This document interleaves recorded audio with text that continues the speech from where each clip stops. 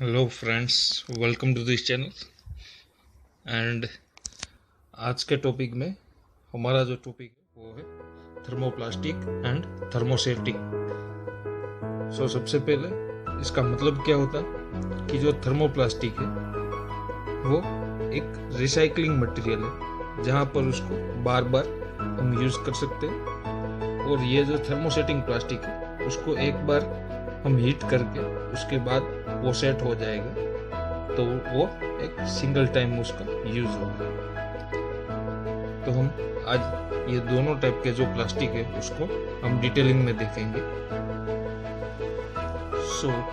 यहाँ पर हम सबसे पहले ये जो प्लास्टिक का थर्मोप्लास्टिक है उसका डिटेल देखेंगे कि थर्मोप्लास्टिक क्या है।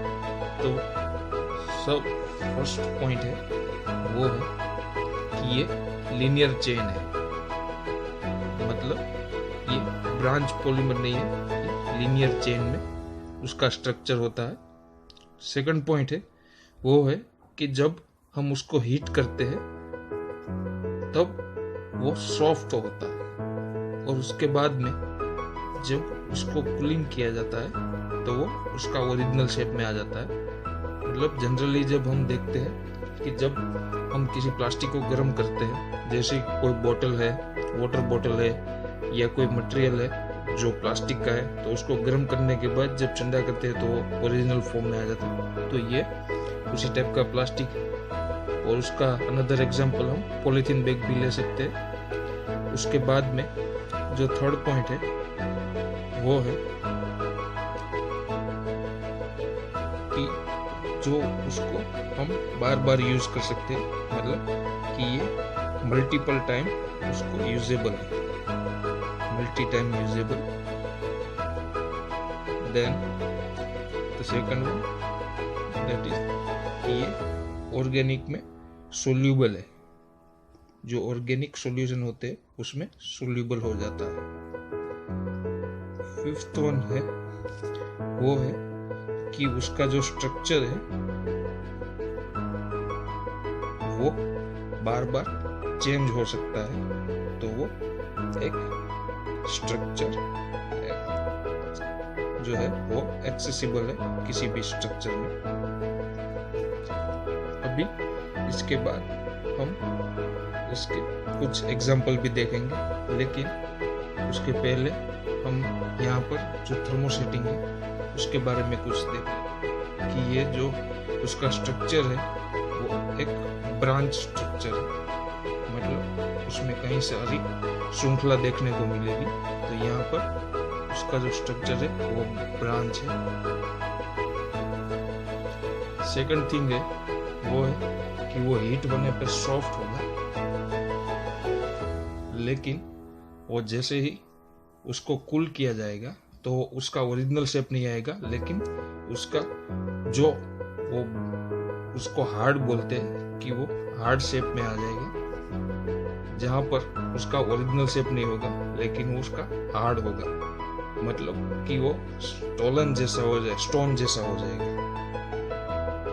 जैसे हम फेविक्विक यूज करते हैं, देन एपॉक्सी रेजिन है, तो और जो भी प्लास्टिक के जो मोबाइल फोन्स की और जो बॉडीज होती है तो वो सब है वो ये जो थर्मोसेटिंग प्लास्टिक है वो होते हैं।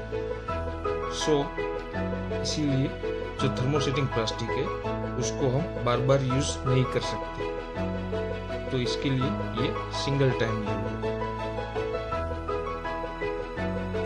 उसके बाद में जो फिफ्थ पॉइंट है वो है कि वो जो ऑर्गेनिक सॉल्वेंट होता है वो इस पर अफेक्ट नहीं करता, मतलब ये सोल्यूबल नहीं है, ऑर्गेनिक सोल्यूबल नहीं है, सो ये नॉट सोल्यूबल। उसके बाद में जो सिक्स्थ पॉइंट है कि वो जो केमिकल में जो चेंज होना चाहिए वो भी नहीं होता, मतलब इसका अगर थर्मोसेटिंग में सिंगल कंपोनेंट है तो उसको हम जो रिएक्शन करके दूसरा कंपोनेंट नहीं बना सकते, मतलब उसका कोई रिएक्शन पॉसिबल नहीं है, नॉट पॉसिबल। अभी इन दोनों के हम एग्जाम्पल देखेंगे कि कौन कौन से एग्जाम्पल आते हैं। तो सबसे पहले जो ये थर्मोप्लास्टिक है उसके जो एग्जाम्पल है, उसमें जो फर्स्ट एग्जाम्पल आएगा वो है पॉलीइथिलीन, मतलब PE, जो पॉलीइथिलीन है। उसके बाद में जो दूसरा एग्जाम्पल है वो है पॉलीप्रोपिलीन। देन तीसरा PVC, that means polyvinyl chloride. उसके बाद में जो फोर्थ वन है वो है टेफ्लॉन। टेफ्लॉन एक मार्केटेड कमर्शियल नेम है, उसका जो केमिकल नेम है वो है पॉलीटेट्रा फ्लोरोइथिलीन टेफ्लॉन। पॉलीटेट्रा फ्लोरोइथिलीन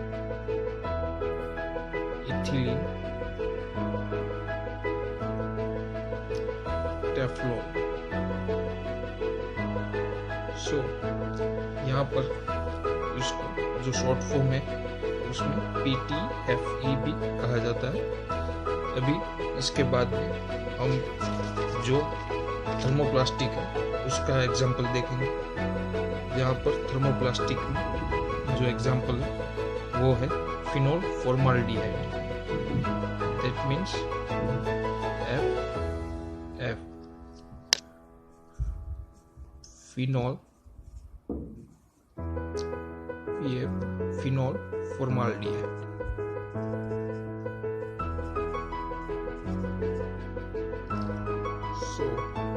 यहाँ पर जो फिनोल फॉर्माल्डिहाइड है वो एक थर्मोसेटिंग प्लास्टिक के लिए यूज किया जाता है। उसके बाद जो एपॉक्सी रेजिन है वो भी यूज किया जाता है। Then ethoxy resin. सो ये जो मटेरियल है वो थर्मोसेटिंग प्लास्टिक के लिए यूज किया जाता है, जहाँ पर वो जो PVC है, फेविकोल है, जो सेट होने के लिए ये जो यूज किए जाते हैं वो ये है। और ये जो है उसमें polyethylene, then polypropylene, polyvinyl chloride and Teflon, that means polytetrafluoroethylene Teflon. So ये है। और उसमें जो थर्मोप्लास्टिक है उसमें एक और एग्जांपल है कि पॉलीस्टाइरीन।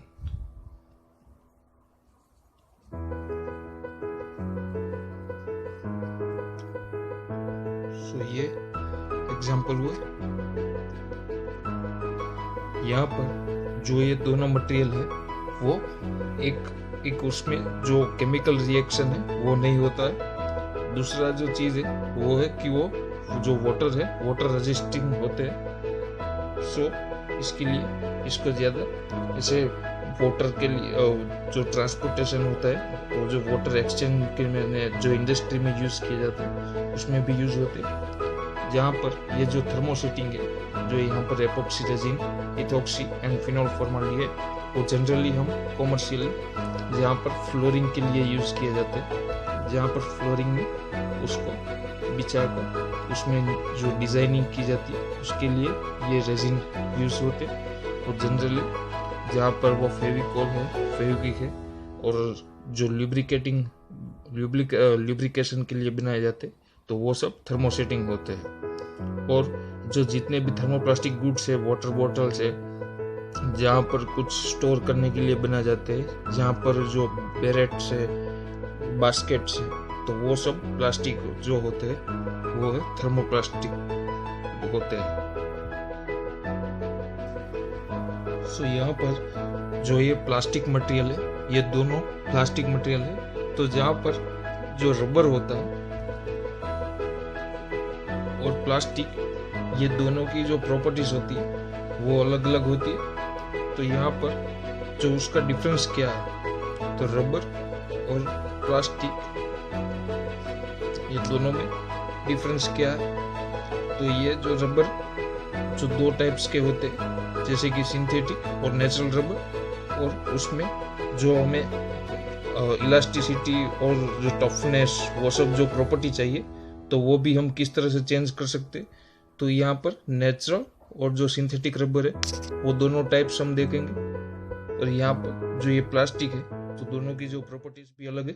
तो ये जो रबर है उसके बारे में पूरी डिटेलिंग हम नेक्स्ट सेशन में देखेंगे। तब तक के लिए थैंक यू सो मच।